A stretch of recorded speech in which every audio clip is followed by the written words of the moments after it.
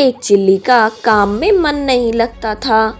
ऐसे में सही से काम न करने की वजह से शेख चिल्ली के मालिक ने उसे नौकरी से हटा दिया। नौकरी जाने के कारण शेख चिल्ली बहुत दुखी था। अब उसे दूसरी नौकरी चाहिए थी, इसलिए वह दूसरी नौकरी की तलाश करने लगा। नौकरी की तलाश करते करते एक दिन वह एक सेठ के पास पहुंच गया।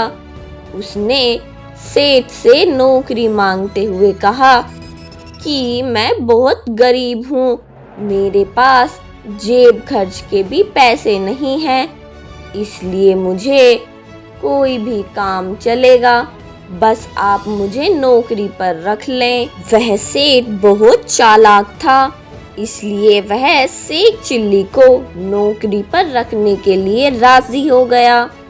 ऐसा करते हुए उसने अपनी एक शर्त भी रखी।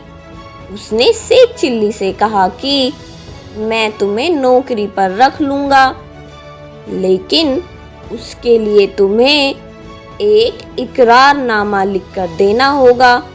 इकरारनामे में यह लिखा जाएगा कि अगर तुम अपने मन से नौकरी छोड़ने की बात करोगे तो मैं तुम्हारी नाक और कान कटवा दूंगा।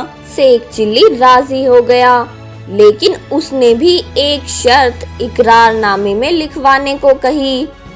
शर्त यह थी कि अगर सेठ खुद से शेख चिल्ली को नौकरी से निकालेगा तो शेख चिल्ली उसके नाक और कान कटवा देगा। थोड़ा सोच विचार के बाद सेठ भी शेख चिल्ली की बात पर राजी हो गया। दोनों के राजी होने के बाद एक इकरारनामा तैयार कराया गया।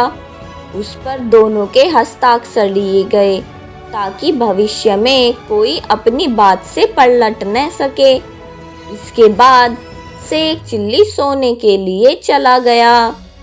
अगले दिन जब शेख चिल्ली उठा तो उसने देखा कि उसकी दाढ़ी और बाल बहुत बढ़ गए हैं। यह देख उसने दाढ़ी और बाल बनवाने की सोची और चूना पानी में पीस कर डाल दिया।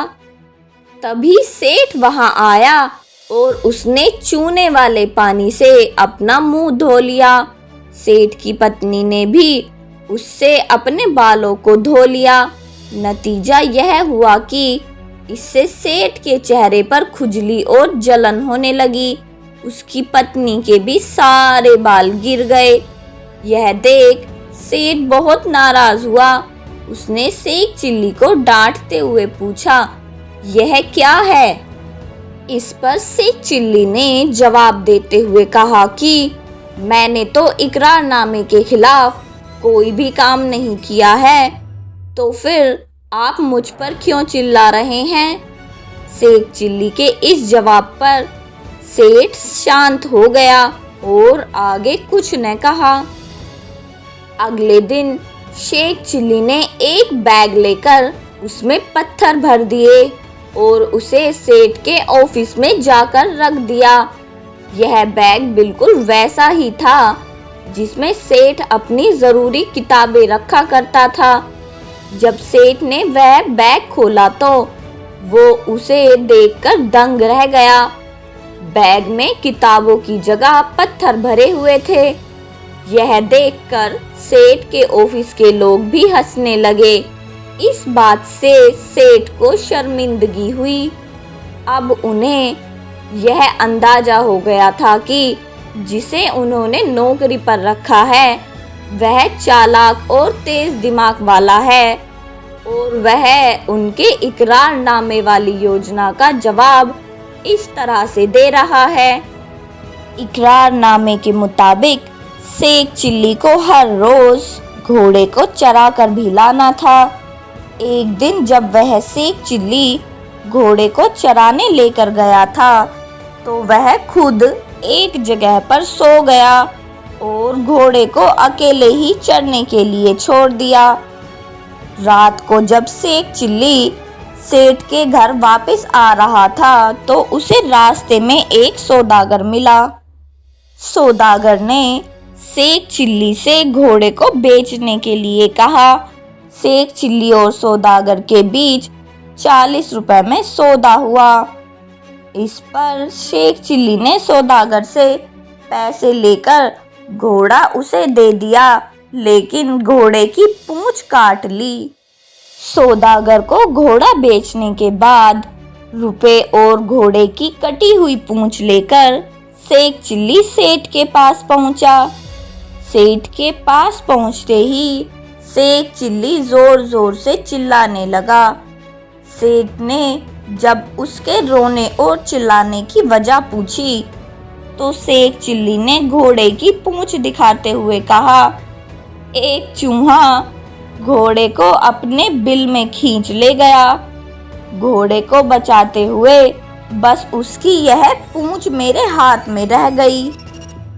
इस बात पर सेठ को बहुत गुस्सा आया, लेकिन वो शेख को कुछ नहीं कह पाए।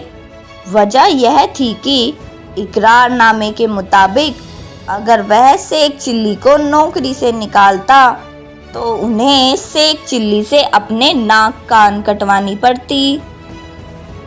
इकरारनामे में इस बात का भी जिक्र था कि शेख चिल्ली हर रोज सेठ के घर में जलाने के लिए लकड़ियां लेकर आएगा। ऐसे में तय हुए काम के अनुसार शेख चिल्ली लकड़ी लेकर तो आया, लेकिन उसने घर में रखी और लकड़ियों को भी आग लगा दी। इस दौरान सेठ मंदिर गया था। जब वो वापस आया तो जला हुआ घर देखकर वो काफी दुखी हो गया। उन्होंने शेख चिल्ली से कहा, तुमने घर में आग क्यों लगाई? अब मैं तुम्हें नौकरी पर नहीं रखूंगा। सेठ की बात पर शेख चिल्ली ने उन्हें इकरारनामे की याद दिलाई। सेठ ने तंग आकर अपनी पत्नी से कहा कि इस नौकर से तो मैं परेशान हो गया हूँ और मैं चाहकर भी इससे पीछा नहीं छुड़ा पा रहा हूँ।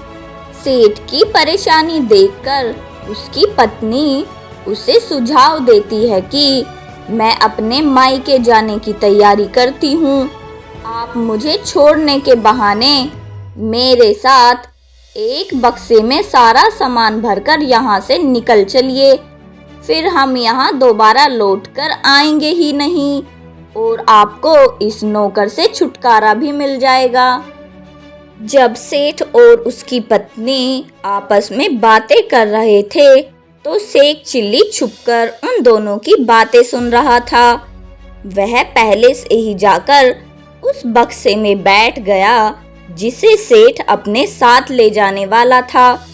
सुबह होते ही सेठ और उसकी पत्नी बक्सा उठाकर चुपचाप घर से निकल जाते हैं। घर से निकलकर सेठ सोचते हैं कि उनका शेख चिल्ली से पीछा छूट गया। तभी शेख चिल्ली को बक्से में बैठे बैठे पेशाब आ गई। उसने संदूक में ही पेशाब कर दिया। सेठ को लगा कि अंदर जो हलवा रखा है शायद उससे घी निकल रहा है। जब सेठ ने संदूक उतारकर जमीन पर रखा तो शेख चिल्ली झट से संदूक से बाहर आया। उसने सेठ से कहा कि मैं आपका पीछा तब तक नहीं छोड़ूंगा जब तक मैं इकरारनामे के अनुसार आपके नाक और कान काट नहीं लेता। शेख चिल्ली के सामने आने पर सेठ ने शेख चिल्ली से संदूक उठाकर चलने को कहा। शेख चिल्ली ने इसके लिए साफ मना कर दिया। शेख के मना करने पर बेचारा सेठ खुद ही संदूक उठाकर चलने लगा। जब ससुराल कुछ दूर रह गया तो सेठ ने शेख चिल्ली से कहा कि जाओ और ससुराल वालों से कह दो कि मैं आया हूँ और कुछ दूरी पर बैठा हूँ, कोई आकर मुझे यहाँ से ले जाए। शेख चिल्ली ने सेठ की बात मानते हुए ससुराल जाकर कहा, सेठ जी बीमार हैं और वो काफी मुश्किल के साथ यहाँ तक आए हैं। वह यहाँ से कुछ दूरी पर बैठे हैं, कोई जाकर उन्हें ले आओ। इस तरह सेठ जैसे तैसे अपनी ससुराल पहुंच गया। ससुराल में जब खाने का वक्त आया तो सेठ के सामने बिना तड़के वाली दाल रखी गई और सेक चिल्ली को अच्छे अच्छे पकवान परोसे गए। इसके बाद रात को सेठ को जब पखाना लगा तो सेठ जी से सेक चिल्ली ने कहा कि इतनी रात को कहाँ जाओगे, यहीं जो हांडी रखी है उसमें पखाना कर लीजिए। सेठ जी ने सेक चिल्ली की बात मान ली और ठीक वैसा ही किया। सुबह जब सेठ ने सेक चिल्ली को वह हांडी फेंकने को कहा तो सेक चिल्ली ने मना कर दिया। लाचार सेठ खुद ही वो हांडी उठाकर फेंकने चल दिया। जैसे ही वो घर की चौखट पर पहुंचा, ठोकर लगने से हांडी टूटकर नीचे गिर गई और आसपास सभी मौजूद लोगों पर पखाने की छींटे पड़ गई।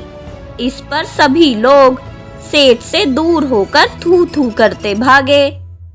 तो बच्चों, सेक चिल्ली की दूसरी नौकरी कहानी से यह सीख मिलती है कि अधिक चतुराई भी कभी कभी खुद पर भारी पड़ जाती है।